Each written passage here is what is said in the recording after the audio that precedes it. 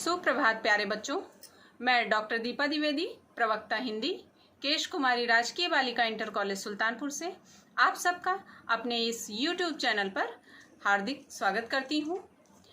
बच्चों, इस व्याख्यान का सृजन मेरे पति श्री अमरेंद्र कुमार मिश्र जी द्वारा किया गया है और यह व्याख्यान प्रतियोगी परीक्षा की तैयारी करने वाले छात्रों को ध्यान में रखकर किया गया है, किंतु इसका कुछ अंश आपके पाठ्यक्रम में भी निर्धारित है।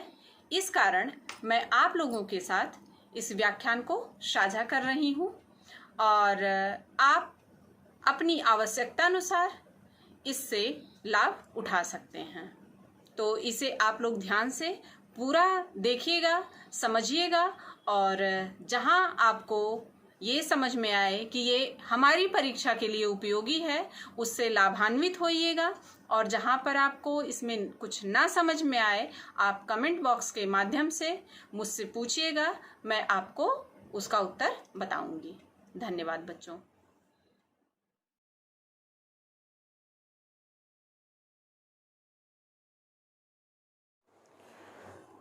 नमस्कार मित्रों, नमस्कार बच्चों। मैं अमरेंद्र कुमार मिश्र, प्रवक्ता हिंदी, डाइट प्रतापगढ़, आप लोगों का अपने इस वर्चुअल क्लास में हार्दिक स्वागत करता हूं। बच्चों, पिछला वीडियो जब मैंने बनाया था तो उसमें मैंने आप लोगों से वादा किया था कि अगले वीडियो में मैं आप लोगों को रस से संबंधित अनेक महत्वपूर्ण तथ्यों से परिचित कराऊंगा। लेकिन उसके पहले ही हमारे कुछ छात्रों ने बड़े पॉजिटिव कमेंट दिए और साथ ही साथ अपनी कुछ जिज्ञासाएं भी प्रकट की और कुछ दिक्कतें भी बताई। उन्होंने बताया कि सर, एक दिक्कत ये हो रही है कि जो बच्चे जिनका पूर्व ज्ञान पहले से अच्छा था वह बच्चे तो आपके दिए हुए व्याख्यान को समझ पाए हैं, ख़ास तौर पे शुरुआती हिस्से को, और जिन बच्चों का पूर्व ज्ञान नहीं था उनको विभाव, अनुभाव, व्यभिचारी भाव, इन सब से संबंधित अवधारणाएं बहुत स्पष्ट नहीं हो पाई हैं, वो उसको परिभाषित नहीं कर पा रहे हैं। तो इस चीज़ को ध्यान में रखकर इस बार मैंने थोड़ी और मेहनत की है और मैं सारी चीज़ें लिखित रूप में आप लोगों के सामने लेके आया हूँ। पीछे वाइट बोर्ड पे लिखा हुआ है और मैं थोड़ा सा अधिक समय देकर इस बात को स्पष्ट करने की कोशिश करूँगा।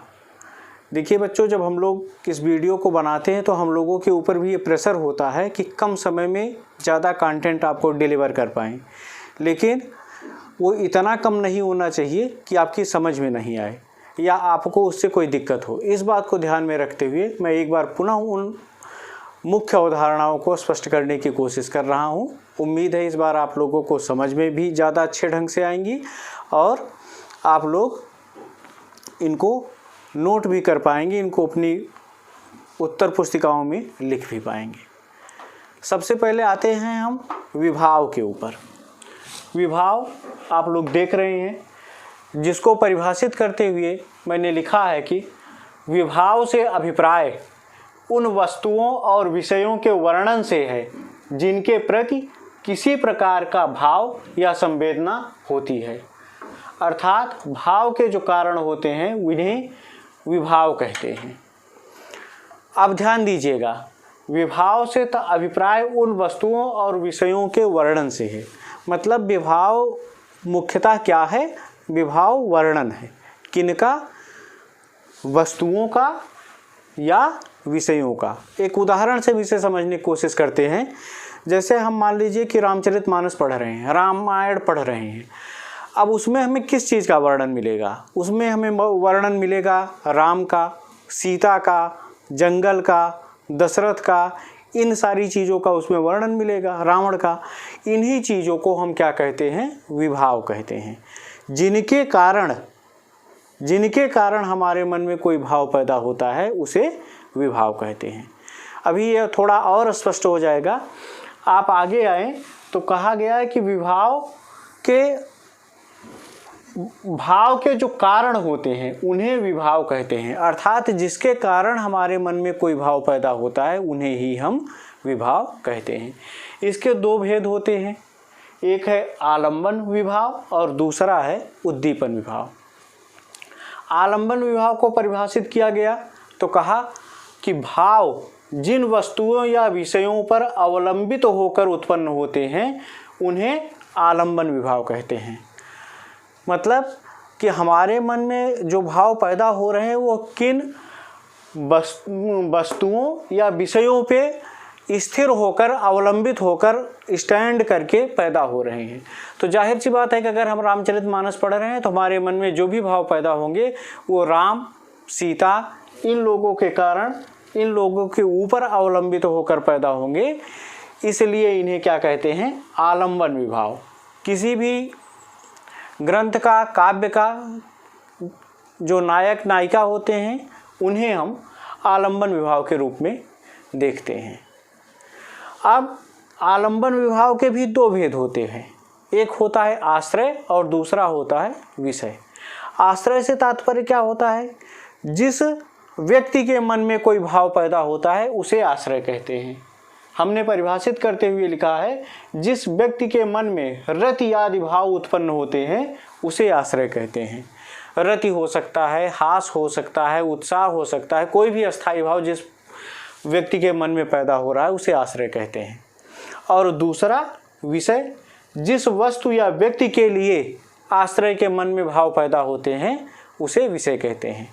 जैसे सीता को देख करके अगर राम के मन में कोई भाव पैदा होता है तो राम हो जाएंगे आश्रय, क्योंकि राम के मन में कोई भाव पैदा हो रहा है। और किसके लिए हो रहा है? सीता के लिए हो रहा है। जब सीता के लिए हो रहा है तो क्या हो जाएगा?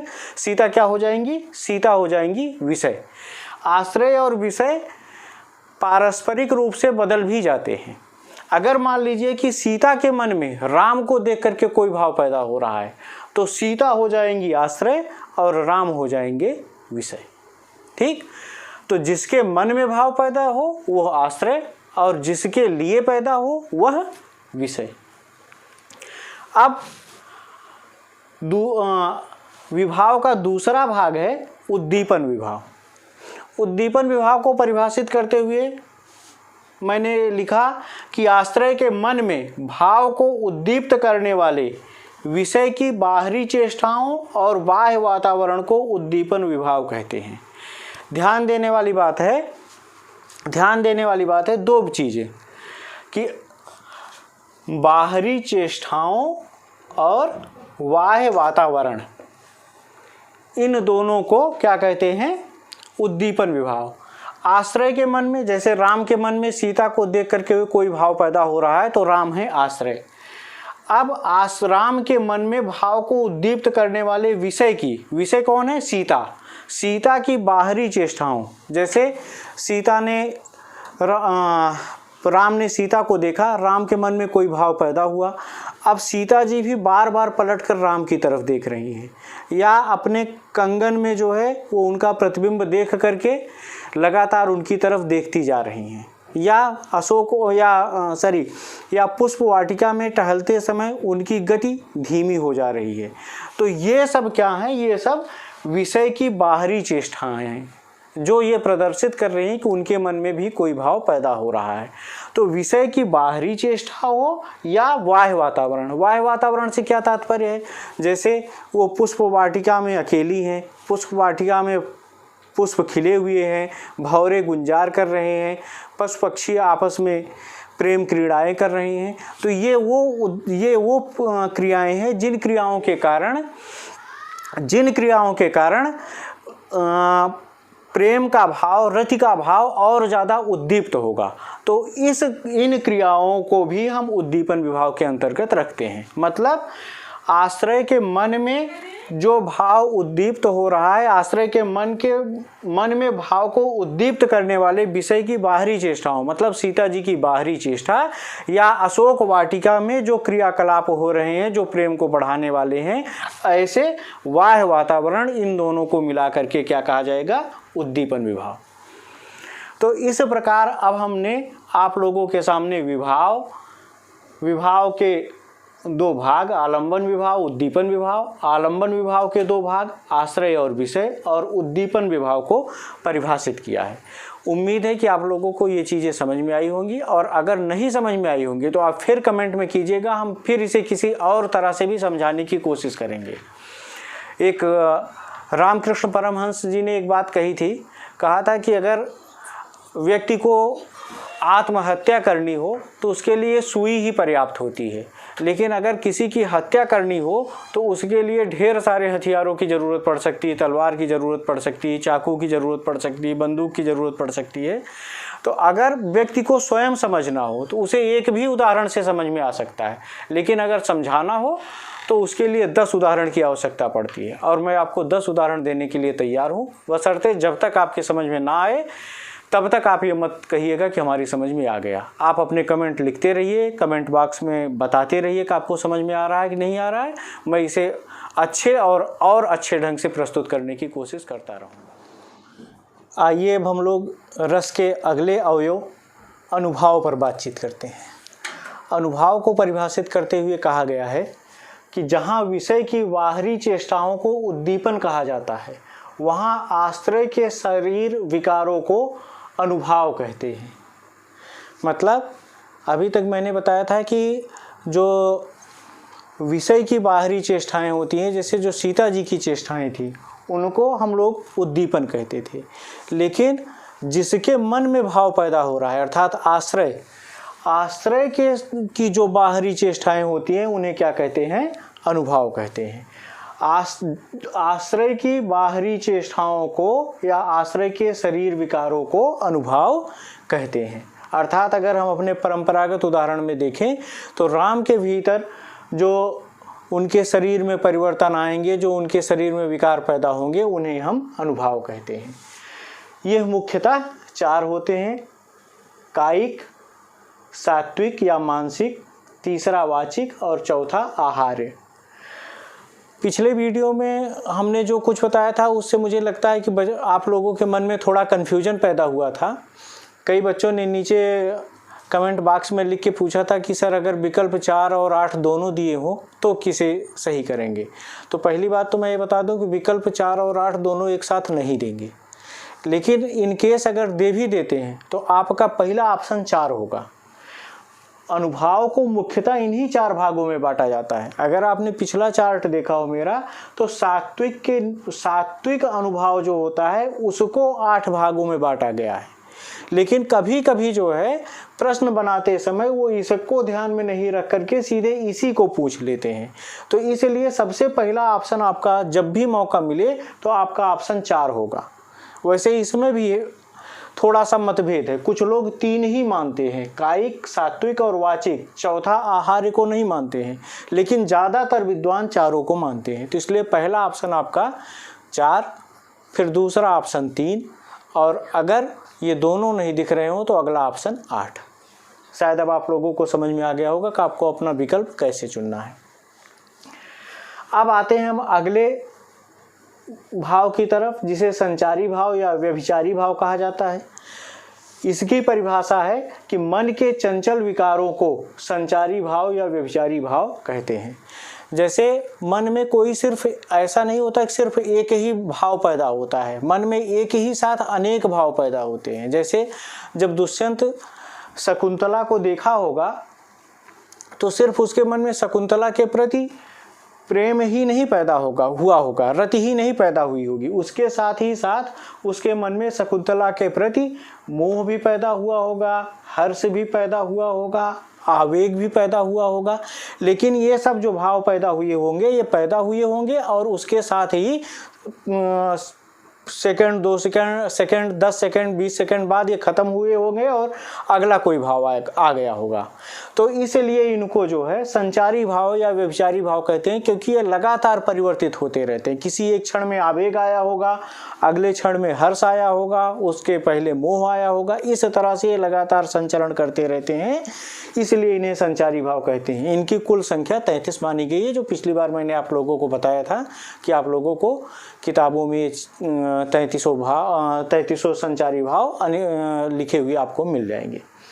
अब इसके बाद एक चीज़ और भी होती है, अस्थाई भाव किसे कहते हैं। बड़ा महत्वपूर्ण है और लोगों ने कई ढंग से इसे परिभाषित करने की कोशिश की, लेकिन सबसे अच्छी परिभाषा मुझे आचार्य रामचंद्र शुक्ल की लगी।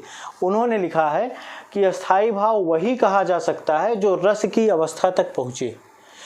मतलब जैसे दुष्यंत के मन में मोह भी पैदा हुआ, हर्ष भी पैदा हुआ, आवेग भी पैदा हुआ, लेकिन ये अंतिम रस की अवस्था तक नहीं पहुंचेगा, ये थोड़े समय के लिए रहेगा। लेकिन रति नामक जो भाव है वो अंत में वो रस की अवस्था तक पहुंचता है, जिसके कारण श्रृंगार रस पूरा होता है।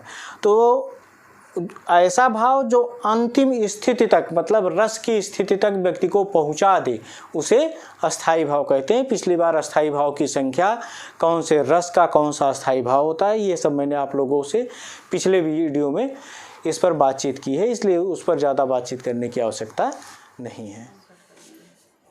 तो इस प्रकार बच्चों हम लोगों ने इस बार विभाव, अनुभाव, व्यभिचारी भाव, संचारी भाव, इन सब के बारे में विस्तार से बात की है। आप लोग इनको ध्यानपूर्वक समझें, क्योंकि कभी कभी इस तरह के प्रश्न भी आपसे पूछ लिए जाते हैं जो इनके पारिभाषिक पदों पर आधारित रहते हैं। तो जैसे कोई पद दे करके पूछ लेगा कि इसमें आलम्बन विभाव क्या है, उद्दीपन विभाव क्या है, इसमें आश्रय कौन है, इसमें विषय कौन है। तो इस तरह से प्रश्न अगर आपसे पूछे जाते हैं तो इसके लिए आवश्यक है कि आप लोगों को इन पारिभाषिक पदों की वास्तविक जानकारी हो। इनका उपयोग करके आप किसी काव्य पंक्तियों में से ये समझ पाएँ कि यहाँ पे विभाव, अनुभाव, संचारी भाव, आश्रय, विषय, उद्दीपन, ये सब क्या हैं, कौन है, और उनका उत्तर दे पाएँ।